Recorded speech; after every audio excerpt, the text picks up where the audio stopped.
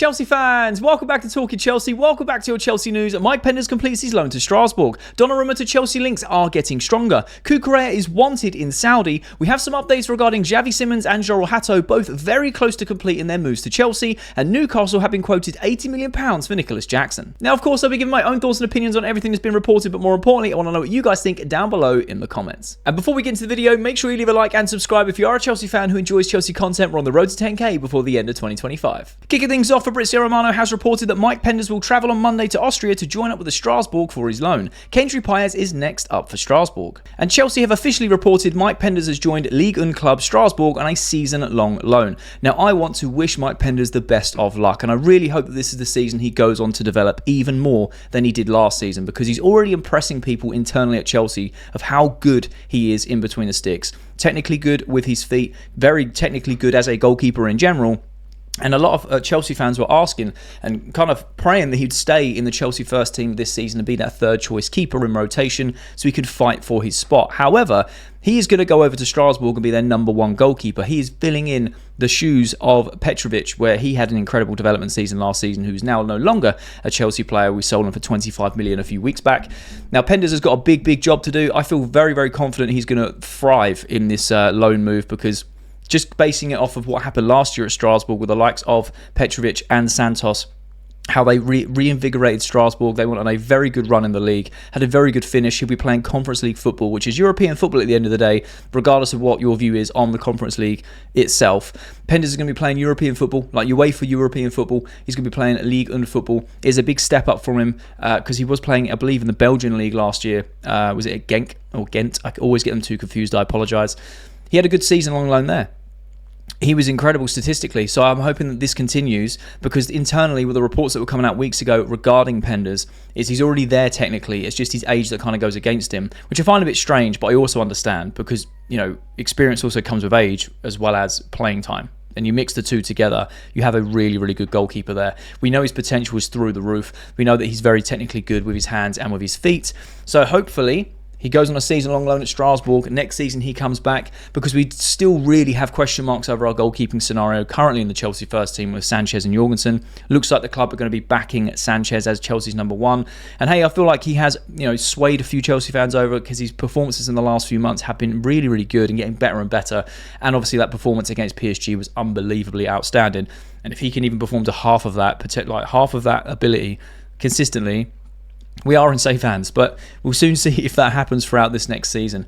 But I think there is always that #1 spot up for grabs. We don't have a Petr Cech, we don't have a Courtois, we don't have that nailed on #1 as of yet. So this is a really good opportunity in the next few years for Mike Penders, because they're pinning him to be the future Chelsea #1. He just needs to go on development. So I feel this is a really good move for him, and I hope it goes all the best. I'm going to try and keep up with as much of his football as possible this season with Strasbourg, and just keep an eye on him, and I'm sure a lot of you guys will as well. But I'd love to know your thoughts and opinions down below regarding Mike Penders. Do you feel like this is a good move for him development wise? Do you feel like this is going to benefit him in the long term, or would you have much rather have Chelsea kept him in and around Cobham, around that first team for this season, and fighting for that #2 spot, potentially #1 spot with all the competitions we'll be playing? Let me know your thoughts and opinions down below. Republica have reported that Donnarumma is set to leave PSG this summer. The Italian goalkeeper has interest from Galatasaray, Saudi clubs, Man United, Man City and Chelsea. Now, we spoke about Donnarumma in yesterday's video, and a lot of you in the comments, and rightfully so, I agree with a lot of what you guys were saying. He can't play with his feet.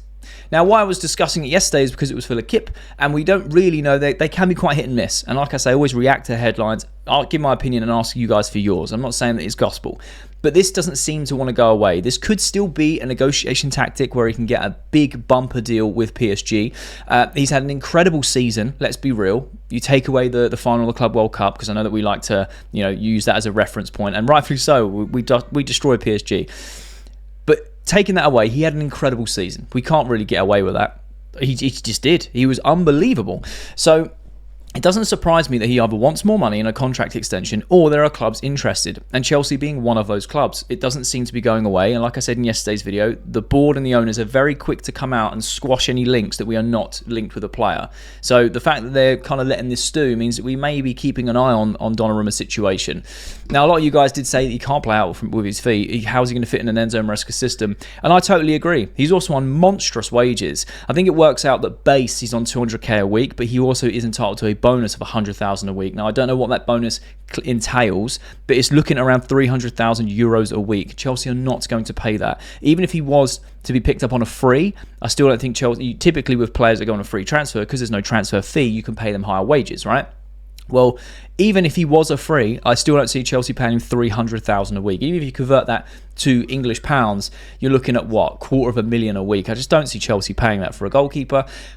Again, happy to be proven wrong, but I just wanted to kind of touch on this a bit more and speak to you guys a little bit more about it, because yesterday you guys were very vocal and I really appreciate it down in the comments, whether you don't want him because he can't play at his feet or it's the wages that Chelsea won't pay. I do agree with that, but I also see that there is a world where he could potentially come to Chelsea, and I'm not saying that because I want him. I think he's a very, very good goalkeeper. He's one of the best in the world currently, along with the likes of Mike Maignan and other, Mamadashvili was up there as well. He's gone to Liverpool and his pre-season hasn't gone to plan, let's be honest, so far. It's not a reflection of what it's going to be like in the season. But, Diogo Costa as well, they're all considered very, very high quality keepers. He's in and amongst that. So it'll be very interesting to see where he goes. He could potentially take a Saudi move. He could potentially go to Galatasaray. Galatasaray are quietly creating a super team with the likes of Osimhen, potentially Donnarumma. They've got some real good players there. Manchester United being linked, they need a goalkeeper. No one wants Onana in their net. Man City, they've just signed James Trafford, so very interesting to see them linked with it. Again, it could be these clubs are just monitoring the situation just to see what happens, what sort of money is involved, and what is going to take to prime away. As a shot stopper, as a confident goalkeeper who can collect crosses and good on one-on-ones, I think he is a fantastic keeper. It's just the playing out from the back bit. It's just playing out for the back. And I think with the goalkeeper situation for a lot of us Chelsea fans, as we saw early on in this window of the whole Mike Maignan saga, where we didn't pay the extra couple of million to get someone in who's unbelievable with his feet and still a world-class keeper, who's captain of his national side, has won things as well, like a leader. And then you look at Donnarumma and you go, he's a fantastic keeper. He just is. He's still young, which fits into the project, I believe. He feels like he's been around forever because he has. He's playing at AC Milan at 16 years old, which is wild when you think about it. But in terms of the, obviously he's won stuff. He's a Champions League winner. I think he won a treble last season. But it's just the playing out from the back and the wages. I don't understand how Chelsea could offset that. So I'd love to know your thoughts and opinions down below. Is this going to happen? Do you feel like this will go away and it's just because it's getting clicks? Let me know your thoughts and opinions down below. Would you take Donnarumma at Chelsea, or and I'm talking about if Chelsea were to pay the wages, regardless of that, would you take him at Chelsea as an upgrade on Robert Sanchez, or would you rather go for a different target? J. Felix Diaz has reported that Cristiano Ronaldo wants Al Nassr to sign Marc Cucurella. No, you are not taking Cucurella away from us. You're just not doing that. He is the best left back in the world currently. This guy's been in unbelievable form for the last 18 months. Yeah, about 18 months now, coming up to 2 years. He's been fantastic. So integral with how Chelsea play their football, how Enzo Maresca sets up, how he works in that system. He does it now on a national level as well as club level. He's starting to wing things now. This guy is He's unbelievable. I can't think of any more words than Marc Cucurella. The fact that Ronaldo wants him, cool. We have Ben Chilwell. Take Ben Chilwell. Right, we're looking to offload him. Take Ben Chilwell. He's a left back. He could do a Saudi move. They'd pay his wages. They would pay his wages. Potentially, that could be a move. I don't know. I'm just kind of on the hamster wheel here, going and spitballing as we go. But the fact that Ronaldo wants Marc Cucurella, surely that gives him some validation of how good he must be, right? That Ronaldo's like, yeah, we need him. He's so good. Now, I don't know how true these sources are. I've never seen this account before, but I did see it circulate. He must be either a friend of Ronaldo or part of the Saudi sort of media group. I don't really know. And like I said, I never say it's gospel. I react to it, give my opinion, and ask you guys for yours. But I just find it wild. That goes to show that he is doing bits. Chelsea would crumble without Marc Cucurella. He is one of the untouchables. Cucurella, Palmer, Enzo, Caicedo, Reece James. There's a couple in there that Enzo would say are untouchables. But in terms of the Chelsea board and the owners, he would not be for sale. It just wouldn't be. So I would love to know your thoughts and opinions regarding Marc Cucurella to Saudi. Do you see this happening? Is this just a wind-up tweet? Probably more the latter. But if Cristiano Ronaldo wants Al Nassr to sign Cucurella, could you imagine, one, the type of money we could demand, and two, we would be left with such a gaping hole on that left-hand side. Such a gaping hole. The system would fall apart because we wouldn't have that fluent, defender who could defend out on the left, invert, bomb up the wing, and defend centrally as well as naturally as Cucurella does in an Enzo Maresca system. It would be absolutely chaotic if that was to happen, especially with no cover there as well. Even though we're looking to sign Jorrel Hato, which we're going to speak about in just a second.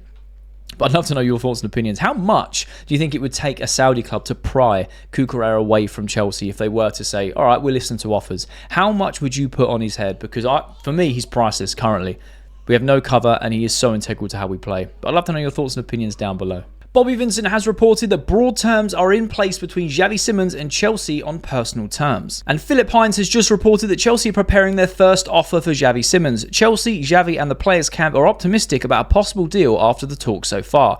Leipzig want £60 million, including add-ons. Now, I feel like this is just being dragged on. However, there is light at the end of the tunnel because it looks like this deal is going to be done very early this week, by the sounds of it. We're going to speak about Jorrel Hato in a second because it's a very similar situation, except things have been agreed in different orders. Right now, when it comes to Xavi Simons, everyone's confident he's going to be a Chelsea player, and I feel like with the talks of the owners talking to the owners of Leipzig, it's very direct talks. This isn't a bidding war. This is basically the player wants it. He's agreed the broad terms. He's like, yep, cool, I want the move. He has been playing in the pre-season, which is a bit strange. Some saying in the comments that it doesn't really look good for Chelsea in terms of are we signing him if he's continuing his pre-season. I hear what you're saying. And I feel like the player has the choice. You know, he wants to play football at the end of the day. It's something that he can't control off the pitch. So he might as well keep playing his football, stay fit, especially we have a very short pre-season and the Premier League campaign starting in just a few weeks away. So I'm not opposed to it. The only thing I'm kind of a bit like, if he picks up an injury and we just sign him, that's not good. So let's hope that he stays injury-free and that this deal gets done. Because as soon as he gets done, he's a Chelsea player and then we can deal with it from there. But Leipzig are wanting £60 million, including add-ons. That takes it up to their original asking price of €70 million. And I think that is an absolute bargain for a player like Xavi Simons because he can play in the roles of someone like Morgan Rogers, except he doesn't have Prem experience. But it's £20 million cheaper. £20 million cheaper for a player who I think is very, very good. He's an unbelievable player. He's been around for a long time because he's been that youngster who's always played under pressure at the clubs he's been at. Barcelona's academy, PSG, he's gone to RB Leipzig. Now, you can obviously argue that Leipzig only bought him in January looking at selling for a profit. I hear you. I do indeed. But at the same time, I think that RB Leipzig understand that a player like Xavi Simons is going to attract Europe's biggest names. He's just going to because he's such a talented player. Leipzig are going to want to make profit on him because I don't feel that they think that they can keep him for as long as they would like to.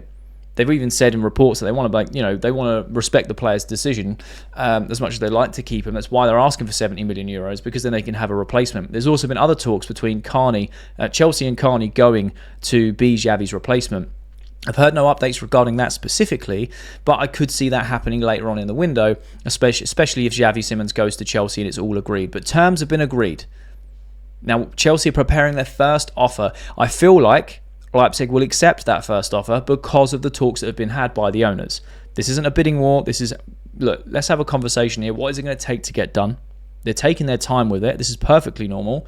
But I feel like I was wrong. Secret Source was wrong in terms of the predictions of it being me being Friday.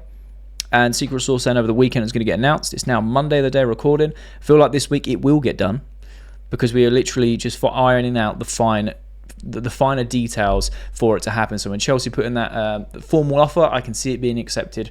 If it gets turned away, I'll be very surprised because of how these talks have played out. It's not being like, oh, we're interested, here's a bid, no, we want this. This is more like, this is what we're asking for and this is what it's going to take. And Chelsea are like, all right, cool, let's deal with it. So I feel like Xavi Simons has obviously agreed the terms, which is fantastic news. He wants the project, amazing news.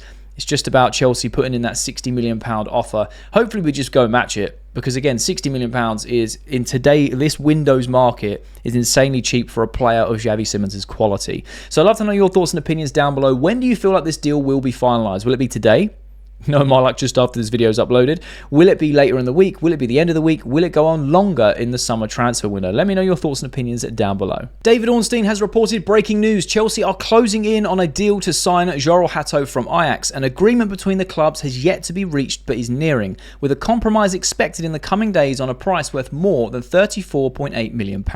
Now, I don't know how to pronounce his last name, so I apologise, but Mike has reported in and around Ajax, they say that a fee of €50 million, which is £43.8 million, would also be wonderful amount. Despite asking for 48 to 52 million, both parties are expected to meet in the middle somewhere and it's not that far away. And Fabrizio Romano has reported Chelsea are prepared to get the Hato deal done in the next few days or even hours. It's advancing to the final stages. Hato believes in the Chelsea project and to become a superstar at Chelsea on a very long-term contract. Again, same with the Xavi Simons deal. This is amazing. I like this because Hato has not played in any pre-season. It's also been reported that he said that because I want to become a Chelsea player, and potentially that is on the cards, I don't want to be playing any football for Ajax. I want to preserve my body. I want to make sure I'm not injured, and I want to do what's best for myself and my career. And I really respect that because, again, I feel like it is very much a player's choice. If they feel that this deal is happening and they want to go in tip-top shape, that's what he's going to do. He's not going to play the pre-season games. And I also love how vocal he's been about how much he believes in the Chelsea project and he wants to go there and become a superstar. This World Cup win,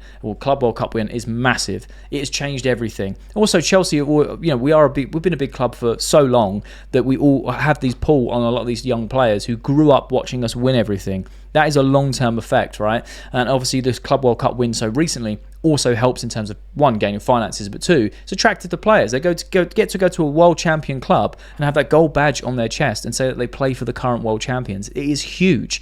Now, what I really like is it seems like the negotiations are being very fair. Now, we have seen other reports that there is a potential that Chelsea send players to Ajax for development in the overcoming years after this Hato deal happens. It's like we're going to take Hato, we're going to pay you X amount of money. And then, yes, there is a development route for our players to go to Ajax. Now, that is amazing if that comes off as well, because Ajax are famously known for developing and nurturing young talent and bringing the best out of them. That would be incredible. I don't know how that would work in the semantics and the money side of it. But maybe, we send players out on loan, they develop them, then when we sell them, they get a piece of the pie. I don't really know. I'd love to know your thoughts down below regarding that. How do you think that would work?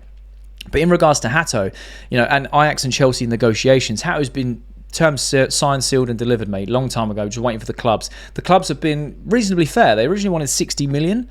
Then Chelsea went in at 40. Then it's been reported we wanted to pay 34 million. Now it's 34.8. Now it's going up a little bit more, and it seems like we're going to be meeting in the middle between, I think it was like, what was it, 48 to 52 is what they were asking for, something along those lines. Just let me double check. Anywhere between that 48 million to 52 million. I think this is just very, very amicable. It's just Chelsea going, all right, and Ajax saying, all right, what is the compromise? So again, I feel like this deal is getting over the line very early this week, whether it's probably just after I upload this video, later tonight, tomorrow morning, by Friday, these deals are going to be done. And I'm so excited as a Chelsea fan, and I'm sure you guys are as well. Let me know your thoughts and opinions down below regarding Jorrel, Hato and Xavi Simons, because signing both of those players at the same time, bringing them into Chelsea, while we're having the success of selling players like João Felix and this long list of players we're trying to offload, it is turning into an incredible window for Chelsea Football Club, generating so much money. We've already been guaranteed an income of £116 million with our current sales, which is looking to go up with add-ons that get achieved over time to then make that even higher amount. We are having an incredible window in terms of selling and in terms of bringing in the talent that we need for Enzo Maresca to develop his system, these favourite profile players to kind of help the team kick on. We're not going crazy and scattergun approach of buying everyone that can kick a ball.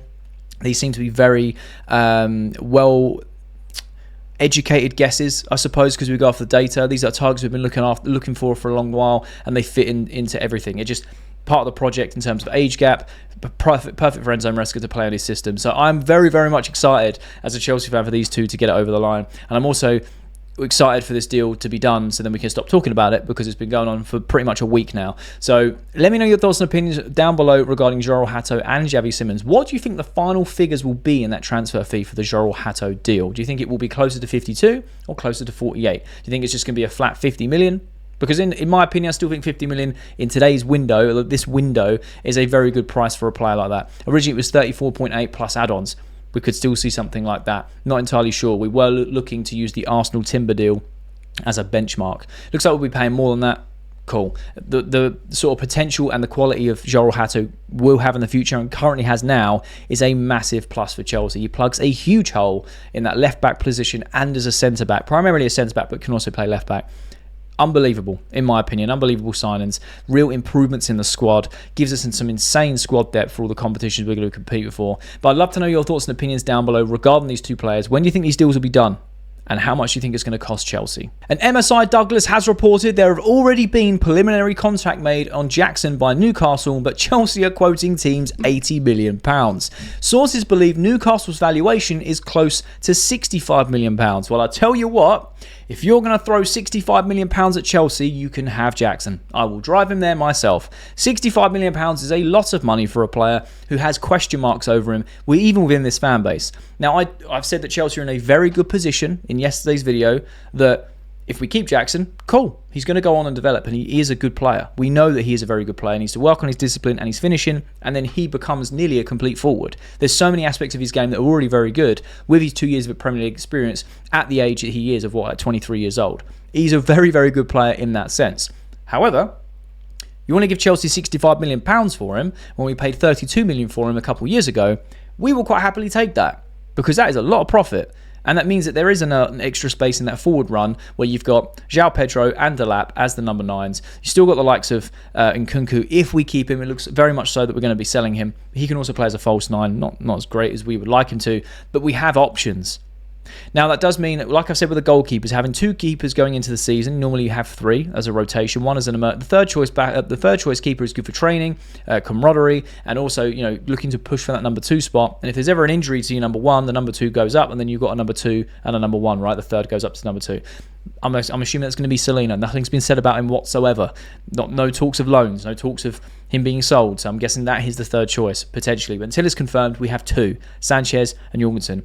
If we do sell Jackson, I can see Chelsea going back into the market for another forward because, again, we'll have 2 for the whole season, João Pedro and Delap. And we know that João Pedro has been bought because he can play on the left, he can play as a 10, and he can play as a 9. He's not primarily going to be a 9 throughout the entire season, and that's very clear to see. We can see what sort of skill set he has and how much of an instant impact he has been for Chelsea.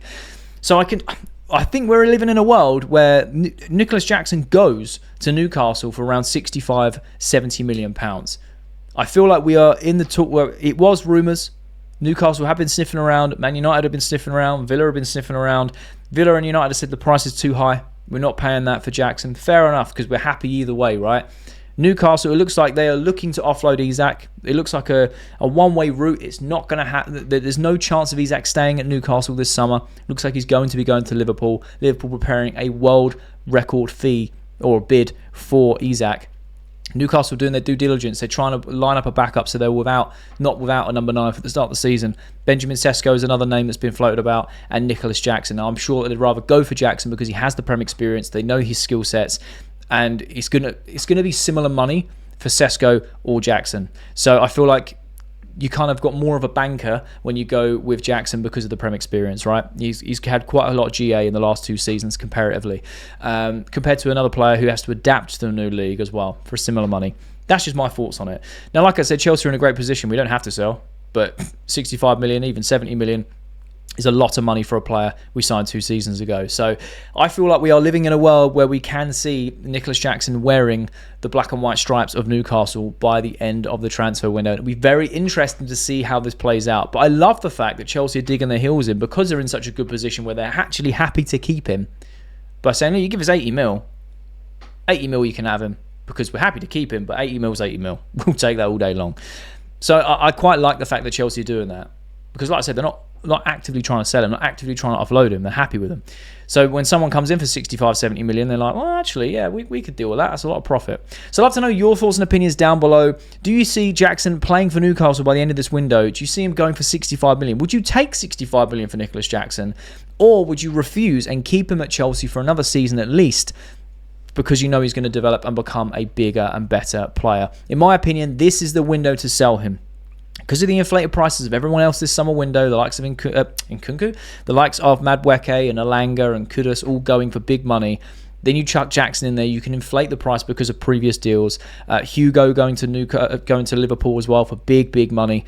I feel like if we miss this opportunity of selling him for higher transfer fee this window, the next window it will drastically come down unless he goes on and scores 25 plus goals in the league, which I don't see happening. It could, happy to be proved wrong because that'd be incredible, but I don't see it happening. So I feel like this is an opportunistic sell for Chelsea in this transfer window if Newcastle are coming in for 65 million. Those are my thoughts. Let me know yours down below. And that's all the latest Chelsea news. Let me know your thoughts and opinions on everything that's been reported down below in the comment section. I love having a conversation with you guys. And if you have watched this video all the way to the end, firstly, you're a real one, and I mean that, you're a real one. But secondly, there'll be a thumbnail appears on the screen. So if you are a Chelsea fan who enjoys Chelsea content, make sure you click that thumbnail because you'll enjoy that video too.